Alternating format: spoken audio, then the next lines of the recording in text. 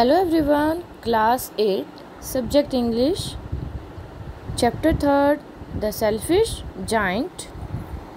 Book It So Happened. In previous video, we have started our chapter 3rd, The Selfish Giant. Let us remind our chapter. The Selfish Giant is a beautiful fictitious story by Oscar Wilde. This story revolves around a playground which becomes lavish in the presence of children and dries in the absence of children. This story teaches us to treat kids in the right way. Let us start the story from its second part because we have done first part in our previous video. Let's start with our story. In second part, as you see, some main points are given. Let's read them. To celebrate the return of the children, trees covered themselves with birds and blossoms. The giant was delighted to see his friends back, especially a little boy whom he loved dearly. The little boy soon disappeared, only to return much later.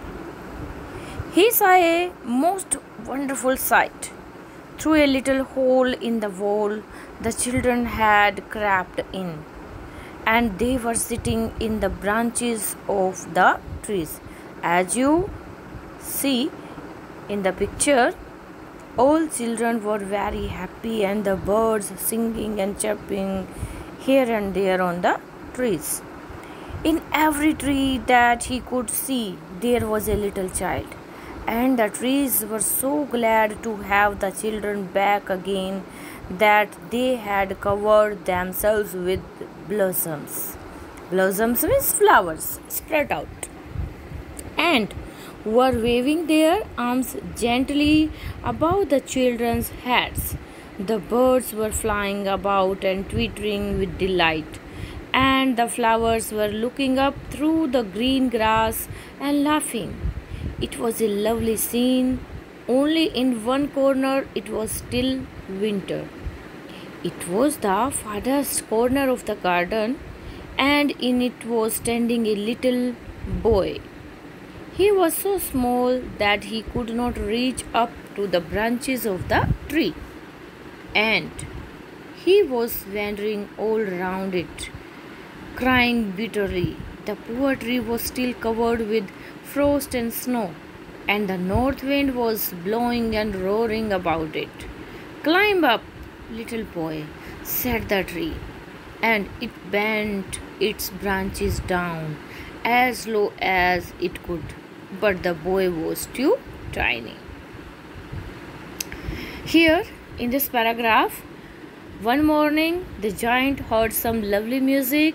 It was very sweet, though in the most wonderful sight that in second paragraph, in second phase, the giant saw the most lovely sight that the children had entered his garden through a little hole. They were sitting in the branches of the trees. The trees were very glad to have them. They had blossomed. The birds were flying about. They were chirping also. The flowers were also looking up. It was a lovely sight, but in one corner there was still winter, because in that corner a small boy was standing. He could not reach the branches of the tree. He was crying bitterly. This is all saw by the selfish giant. He saw that the boy was crying bitterly and wandering about. The north wind blew and roared. The tree asked the boy to climb. It bent its branches down, but the boy couldn't climb. In the next paragraph, and the little giant's heart melted as he looked out. "How selfish I have been," he said. "Now I know why the spring would not come here. I will put that poor little boy on the top of the tree, and then I will knock down the wall, and my garden shall be the children's playground forever and ever. He was really very sorry for what he had done. So he crept downstairs and opened the front door quite softly.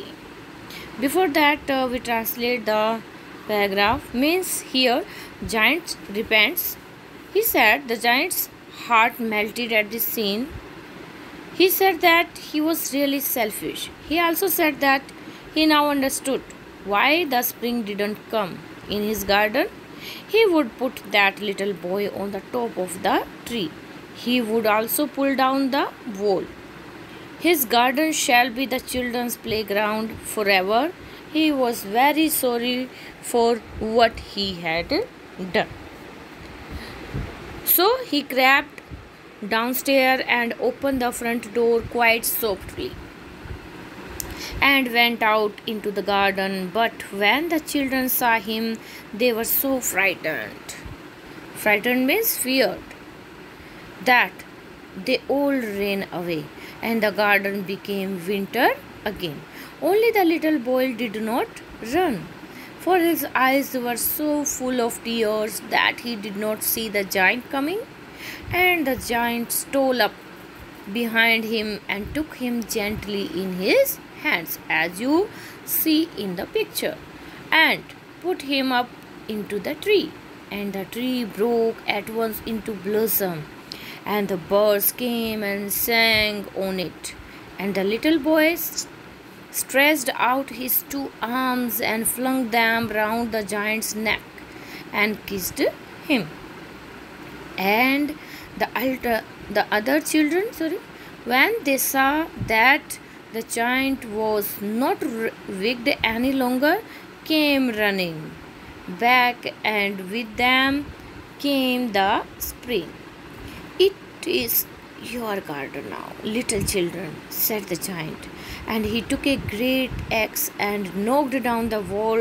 And when the people were going to market at 12 o'clock, they found the giant playing with the children in most beautiful garden they had ever seen. All day long they played, and in the evening they came to the giant to bid him goodbye. "But where is your little companion?" he said. "The boy I put into the tree." The giant loved him the best because he had kissed him. "We don't know," answered the children. "He has gone away." "You must tell him to be sure and come tomorrow," said the giant. But the children said that they didn't know where he lived and had never seen him before, and the giant felt very sad.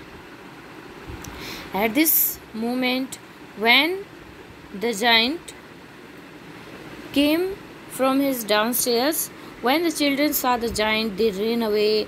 The garden became winter again. Only the little boy didn't run. He was weeping, crying bitterly. He didn't see the giant coming. The giant put the boy up into the tree.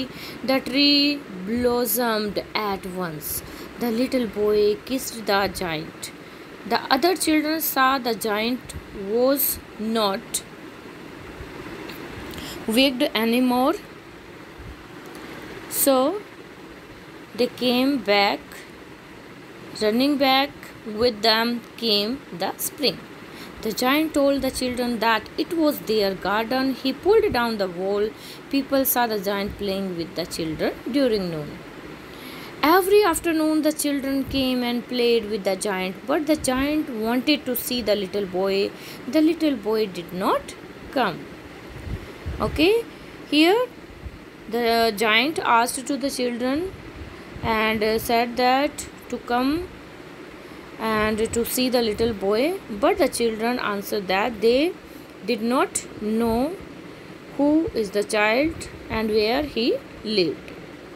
Years went by. The giant grew very old and feeble. As you see in the picture, he was sitting in the chair. Feeble means weak. He could not play about anymore, so he sat in a huge armchair and watched the children at their games and admired his garden. I have many beautiful flowers, he said, but the children are the most beautiful flowers of all. One winter morning, he looked out of his window as he was dressing. He did not hate the winter now, for he knew that it was merely the spring asleep and that the flowers were resting. Suddenly he rubbed his eyes in wonder and looked and looked. It certainly was a marvelous sight. In the farthest corner of the garden was a tree quite covered with lovely white blossoms. Its branches were golden, and silver fruit hung down from them, and underneath it stood the little boy he had loved. Downstairs ran the giant in great joy, and out into the garden. He hastened across the grass and came near to the child, and when he came quite close, his face grew red with anger. And he said, "Who hath dared to wound thee?" For on the palms of the child's hands were the prints of two nails, and the prints of two nails were on the little feet.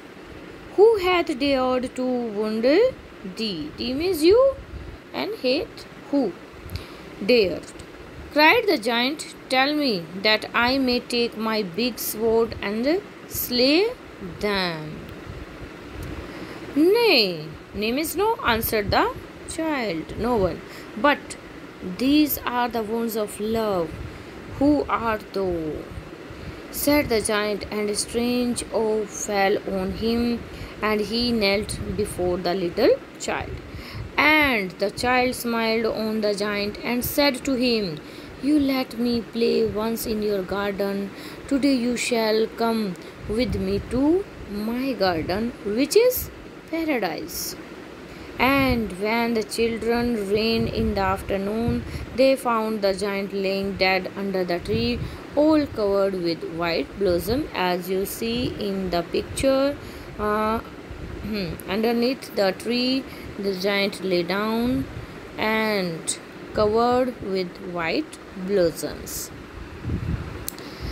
Years passing out, years went over. The giant grew very weak. He watched the children playing. He used to say that children were the most beautiful flowers. One winter morning, the giant suddenly rubbed his eyes. He saw a very beautiful scene. In one corner there stood a lovely tree with white blossoms.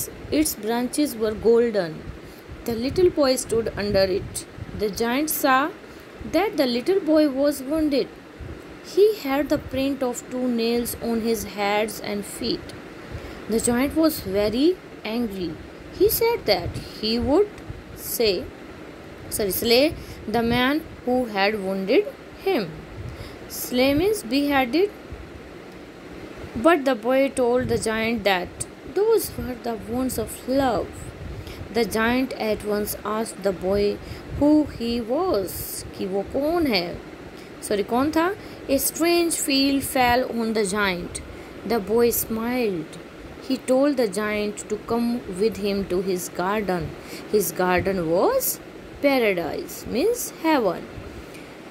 The children found the giant dead under a tree. He was covered with white blossoms. So, here is our story. I hope you understand. Thank you.